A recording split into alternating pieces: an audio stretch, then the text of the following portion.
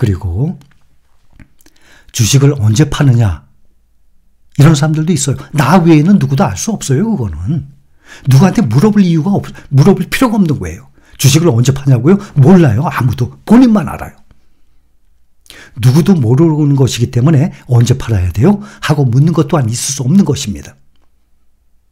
주식을 언제 파느냐는 근로소득이 끊겨서 더 이상 매수를 할 수 없고 오히려 모아두었던 이 주식을 팔아서 생활비를 써야 할 때, 그때부터는 그동안 모아왔던 주식을 계속 죽을 때까지 파는 거예요. 그게 우리의 목표입니다. 주식사는 이유가 뭡니까? 노후에 편안한 안락한 생활을 하기 위해서, 남한테 손 벌리지 않고, 내 자식들한테, 내 주위 사람들한테, 친인척한테 손 벌리지 않고 평생을 내가 먹고 살기 위해서 주식 투자하는 거예요. 주식 투자 목적이 그겁니다. 사람마다 일부는 다를 수 있겠죠. 먹고 사는데 지장이 없는 사람들, 현재 수십억이 있어서 먹고 사는데 지장이 없는 사람들, 그분들은 재산 불리려고만 하는 거죠. 그냥 먹고 살려고 하는 게 아니라, 노후 대비 때문에 하는 게 아니라. 그러나 거의 다 평균으로 보면 노후 대비 때문에 하는 거예요. 그래서 나한테 더 이상 돈이 이 주식을 매수할 돈이 없을 때까지는 계속 사 모으는 겁니다. 그 다음에 더 이상 돈이 없어요. 현재는 근로소득도 끊겼어요. 그래서 주식을 팔아서 매달 생활비로 써야 할 때, 그때부터 반대로 그동안 계속 사 모았죠. 그때부터는 반대로 계속 파는 거예요. 죽을 때까지. 그때가 주식을 파는 시점이에요. 그리고 또 하나는 살다 보면 생각지도 못하게 목돈이 들어가죠. 큰돈이. 뭐 자녀분들 뭐 결혼식을 한다든지, 또 뭐 집 사는데, 또 뭐 전세 들어가는데 목돈이 필요하다든지, 또 몸이 안 좋아서 병원비로 돈이 들어간다든지, 뭐 사람 일은 알 수 없잖아요. 사람마다 또 라이프 스타일이 다르기 때문에 어떤 목돈이 필요한지 들어갈지 몰라요. 그건 본인만 알아요.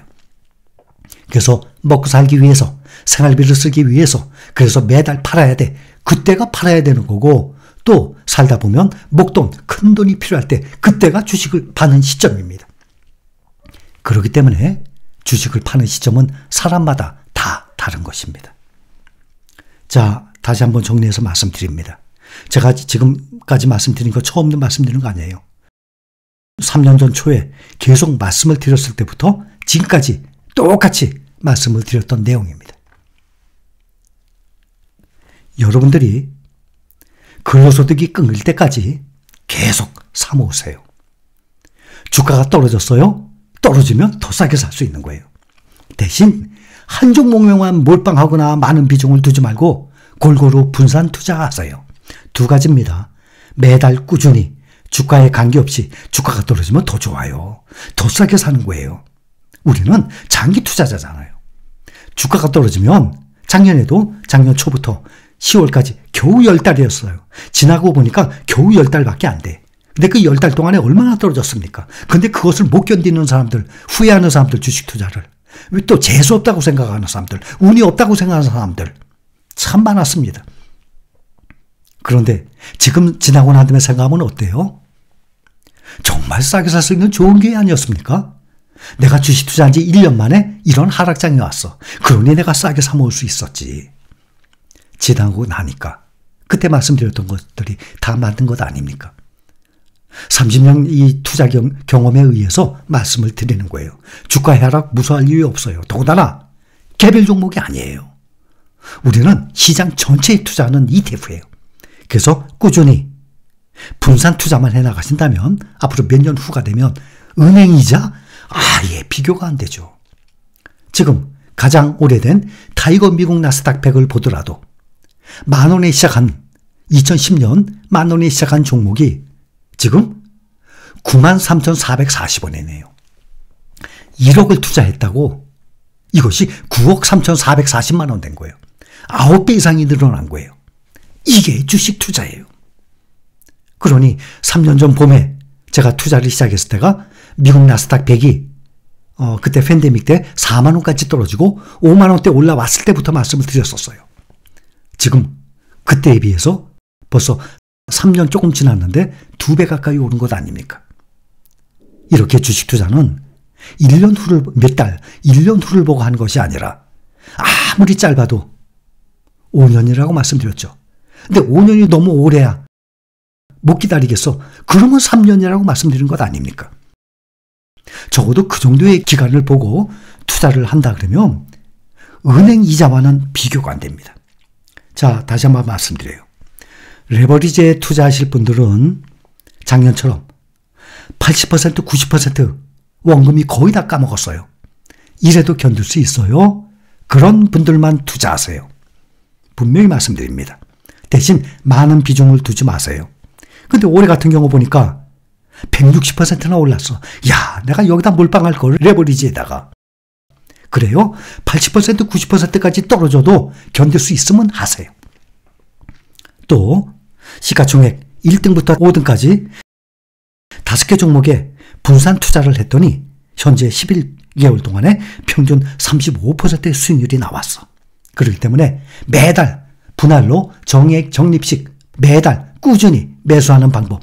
또 하나는 이 5개 종목, 7개 종목 그대로 분산 투자하는 방법. 이것만 여러분들이 잊지 않고 꾸준히 해나간다면 여러분들의 노후 대비는 거의 완벽하리라 예상을 합니다. 그래서 장기 투자가 중요한 것입니다. 근데 장기 투자 어려운 것 중에 하나가 주가는 매일 요동을 쳐요. 근데 주가가 오르면 따라서 사고 싶어져요, 사람이. 팔 생각 안 해요. 주가가 오르면 계속 더 사고 싶어져요. 근데 떨어지면 더 떨어질까 봐 불안해요. 팔고 싶은 마음이 그때서야 생깁니다. 주가가 막 올라갈 땐 팔 생각 별로 안 했다가 주가가 막 떨어지게 되면 이거 팔아야 되는 건가? 그런 생각이 들어요. 그게 인간의 심리예요. 꼭지에 투자하고 바닥에서 매도를 하게 돼요. 대부분의 개인 투자자들은 주가가 상승할 때 따라서 매수했다가 주가가 떨어질수록 공포의 크기가 점점 커져요. 주가가 떨어지면 떨어질수록 공포의 크기가 점점 커지잖아요. 그래서 주가가 완전히 바닥돼. 그때는 공포가 극에 달한 것 아닙니까? 주가의 하락에 비례해서 공포의 크기도 커져요. 그러니까 그러면서 팔아버리는 사람들이 점점 많아지는 거예요. 결론은 그렇게 주식 투자를 하니까 개인들이 주식 투자로 돈을 잃는 것 아니겠습니까? 우리는 이와 반대로 해야 합니다. 자, 3가지 강조합니다. 분산 투자 강조. 이건 앞으로도 계속 말씀드려요. 분산 투자를 안 하니까 문제가 되는 거죠. 자신 있으면 정말 선수세요? 그러면 딱 집어서 해야지. 지금 가장 많이 오른 거 뭡니까? 국내 종목들.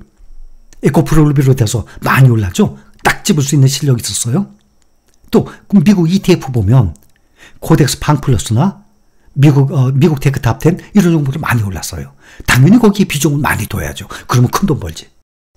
근데 그것은 거의 불가능에 가까워요. 그래서 안전하게 분산 투자 강조합니다. 또 하나, 주가가 오르든 내리든 매월 정액 적립식 투자 매달 꾸준히 사세요. 50만 원, 100만 원 매달 꾸준히 사세요. 또 하나 중요한 거, 장기 투자를 해야 됩니다. 이것이 우리가 투자를 해나가는데 핵심 요소들입니다.